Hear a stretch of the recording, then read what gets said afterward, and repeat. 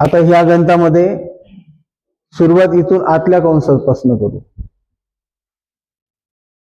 आधी आपल्याला हा सोडवावा लागेल. अधिक 30 वजा 45. याचा अर्थ काय होईल तर 30 रुपये आपल्या जवळ आहेत आणि 45 आपल्यावर कर्ज आहे, देऊन टाका. 30 देऊन टाकले तरी आपल्यावर कर्ज आहे वजा 15. आता आहेत 21 आणि हे वजा 15. 21 जवळ आहेत, 15 रुपये द्यायचे आहेत, देऊन टाका. 15 दिल्यावर आपल्यावर आता जमा आहेत आपल्यापाशी 6. 17 वजा कंसात अधिक 6. याला सोडवताना हा गुणाकार येतो, वजा आणि अधिकचा हा येतो 17 वजा 6 असं, अधिक वजा वजा होईल. तर 17तले 6 गेले, किती उरतात 11. 35 वजा 11. 35 मधून 11 गेल्यावर किती उरतात 24. इथे कंस देणं काय नाही देणं काय. 35 वजा कंसात 11 म्हटलं काय, डायरेक्टही म्हटलंच चालते. 35 वजा 11 24. आता या गणितामध्ये भागाकारही आलाय, गुणाकारही आलाय, वजाबाकी आहे, सारेच चिन्ह आहे. तर अशा गणितामध्ये वेगवेगळे करून घ्या. तर वजाबाकीच्या चिन्हापासून आणि अधिकच्या चिन्हापासून वेगवेगळे होतात. मग हे एवढं 1 युनिट, एवढं हे 1 युनिट आणि इकडचं हे 1 युनिट. म्हणजेच अधिक वजाबाकीचं चिन्ह किंवा बेरजेचं चिन्ह पदांना वेगवेगळं करते. मग हे 1 पद, हे दुसरं पद, ते तिसरं पद. मग याला आपण वेगळ्या पद्धतीने लिहू शकतो. 98 भागीला 14 लिहायची पद्धत ही पण आहे. गुणीला 8 वजा 45 गुणीला 11 भागीला 5 ही पण पद्धत आहे. अधिक 96 भागीला 12 गुणीला 5.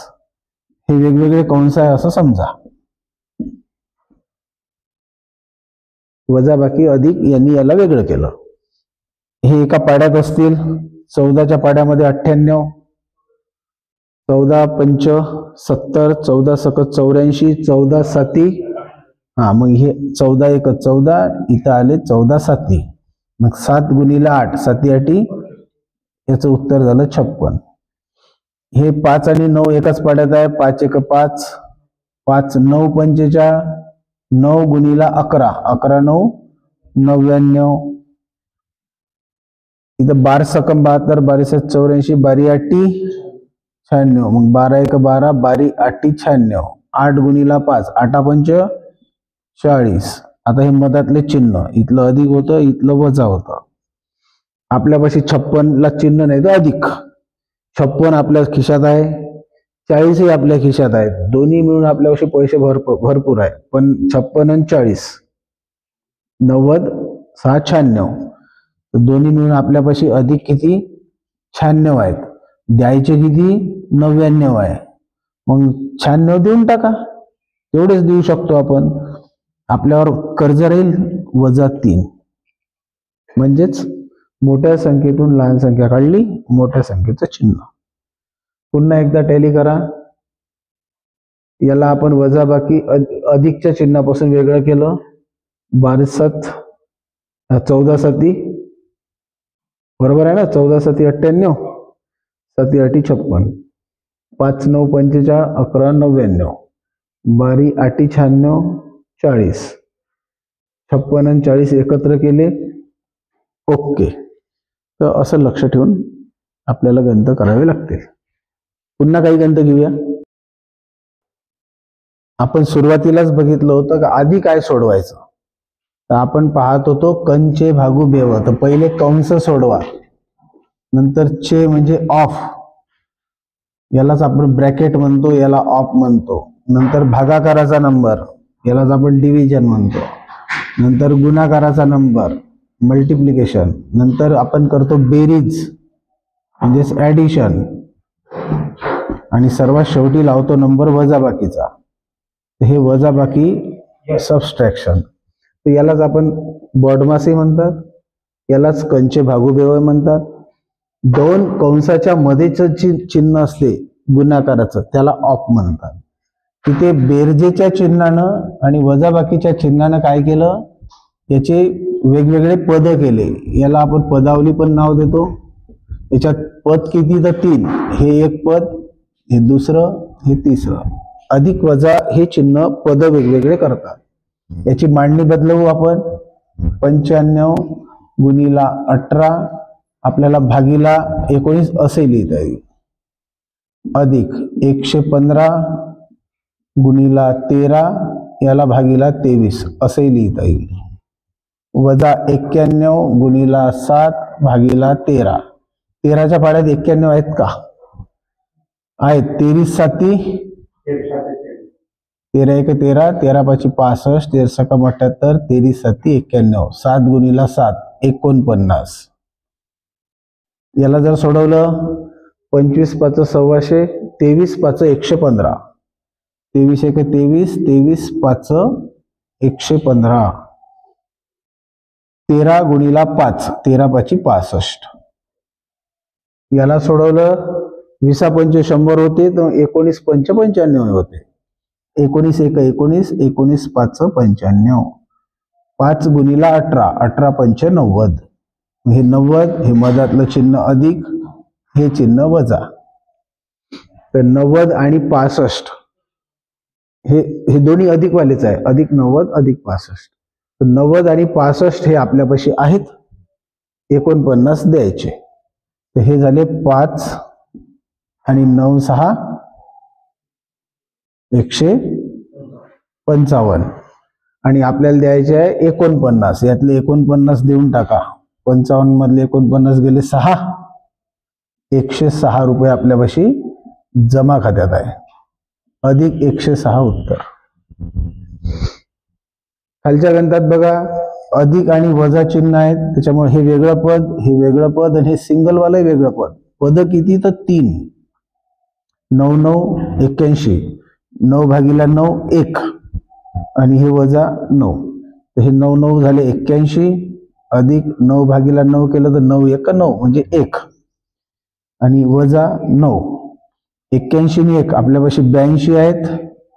82 मधले 9 देऊन टाका. किती राहतात? 73.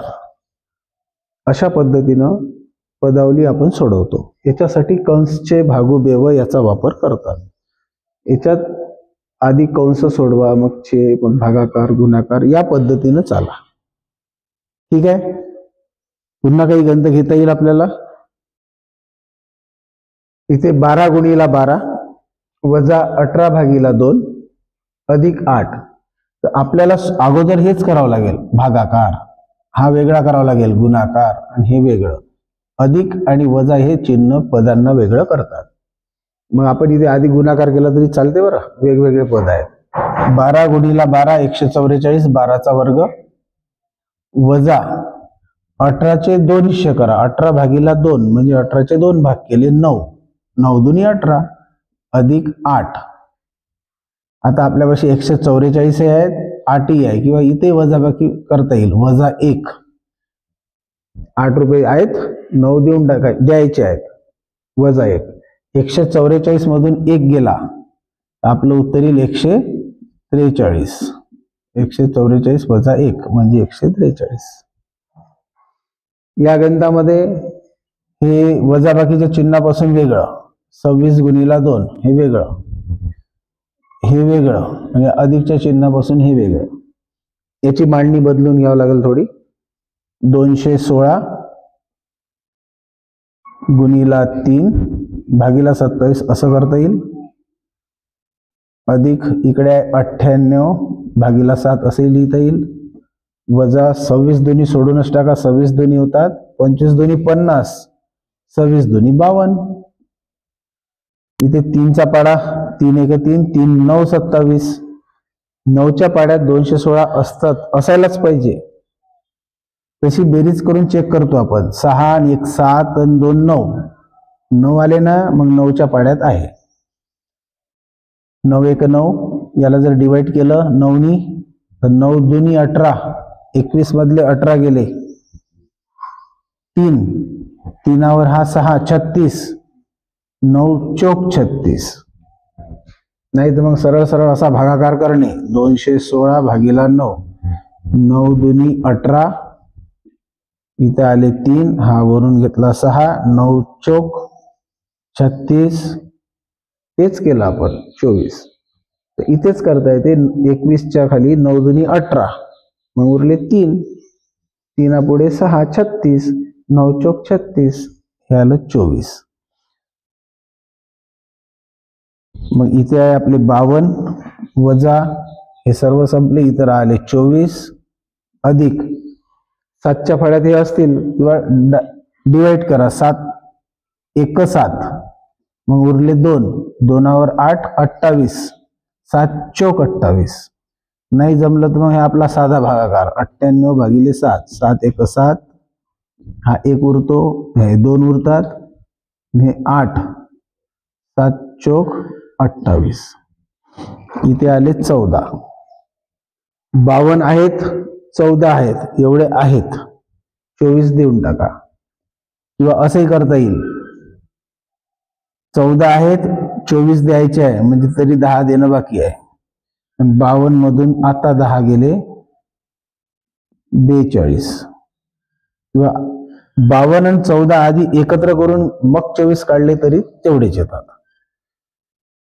करून पहा, 14 आणि 52 एकत्र, 4 आणि 2 6, आणि हे 66. आता 24 काढा, 6तले 4 गेले 2 राहिले, 6तले 2 गेले 4.